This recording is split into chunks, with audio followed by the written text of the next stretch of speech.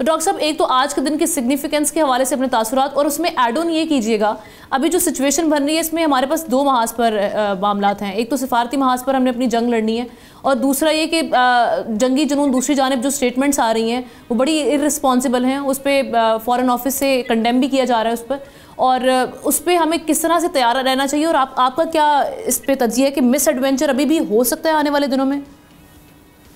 बहुत शुक्रिया। देखिए, पहली बात तो यह है कि 28 फरवरी 1998 को जो पाकिस्तान ने न्यूक्लियर वेपन्स उस वक्त डेटोनेट किए, तो हमने एक स्ट्रेटेजिक स्टेबिलिटी साउथ एशिया में मेंटेन की, और अल्हम्दुलिल्लाह वो तब से मेंटेन्ड है। और उसके बाद भारत ने कभी कोशिश नहीं करता कि वो उस तरह की जंग शुरू कर सके जिससे उसको पता है कि उसके कॉन्सिक्वेंसेस क्या हो सकते हैं।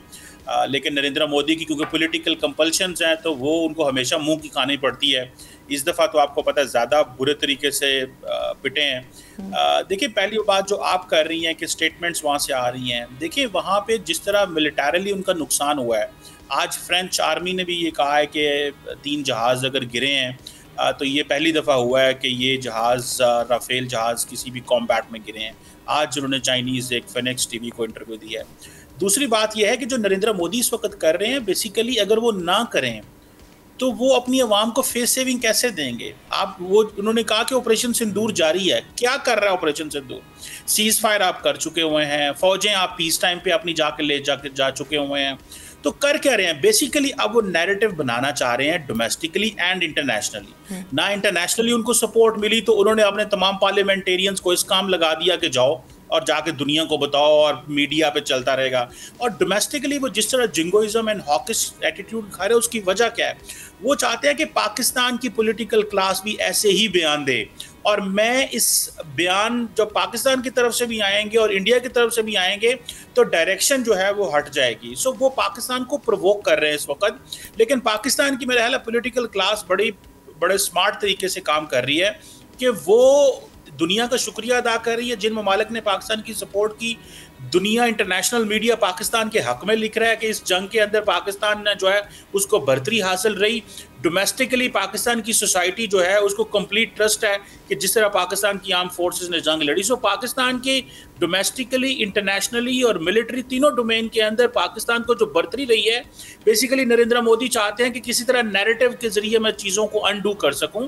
इसलिए वो सारा टाइम ये हॉकिश एटीट्यूड और जो बोल रहे हैं, जिसको फॉरेन ऑफिस ने भी जिसके ऊपर एक्शन लिया है, मेरा ख्याल है कि दुनिया देख रही है। और उनका इंडियन मीडिया आप देखें कि सारे के सारे कर वो क्या रहे हैं, उनके मजीद दुश्मन बन गए हैं। वो तुर्की को अपना दुश्मन समझते हैं, वो अजरबैजान को दुश्मन कह रहे हैं, वो चाइना को मजीद कह रहे हैं। सो मुझे ऐसे लगता है कि पाकिस्तान को इवन वो ट्रम्प को भी ट्रोल कर रहे हैं, मेडलिंग पे ट्रम्प को भी ट्रोल कर रहे हैं, अमेरिका को कह रहे हैं कि तुम हमारे दोस्त नहीं है। सो उन्होंने they have picked more enemies after this war, और नए कॉन्फ्लिक्ट वो बनाना चाहते हैं और धमकियां लगाते हैं। सो मेरा ख्याल है पाकिस्तान को जो अल्हम्दुलिल्लाह अचीवमेंट्स हो गई हैं, हमें उस पर शुक्र अदा करना चाहिए। ह्यूमिलिटी हमारी लीडरशिप दिखा रही है, that is the best part.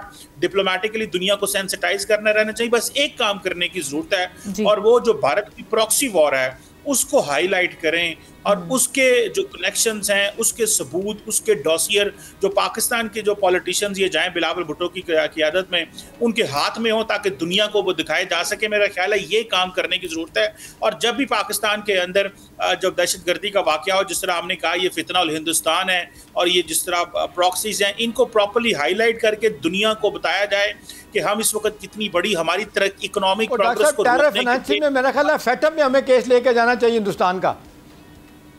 Ehtisham साहब, बिल्कुल आप सही कह रहे हैं। देखिए हमारा केस बड़ा मजबूत है। हमें सिर्फ अपने डिप्लोमेटिक जो है ना वो जो एक थोड़ा सा एग्रेसिव होना पड़ेगा। इसाक डार साहब ने बहुत अच्छा काम किया है, फॉरेन ऑफिस ने, सब ने बहुत अच्छा काम किया है, क्रॉस द बोर्ड तमाम इंस्टीट्यूशंस, मीडिया, एवरीवन।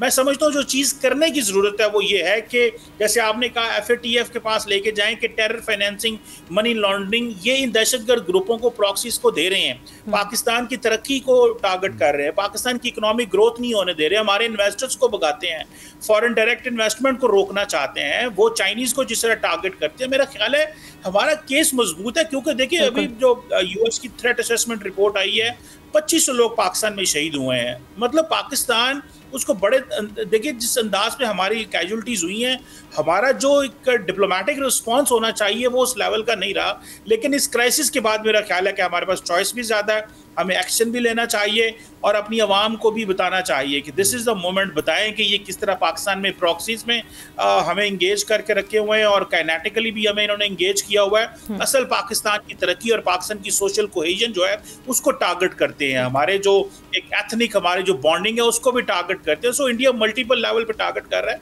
लेकिन फंस गया इस वक्त बड़ी मुश्किल में। सब्सक्राइब करें और बेल दबाएं ताकि कोई खबर रह न जाए।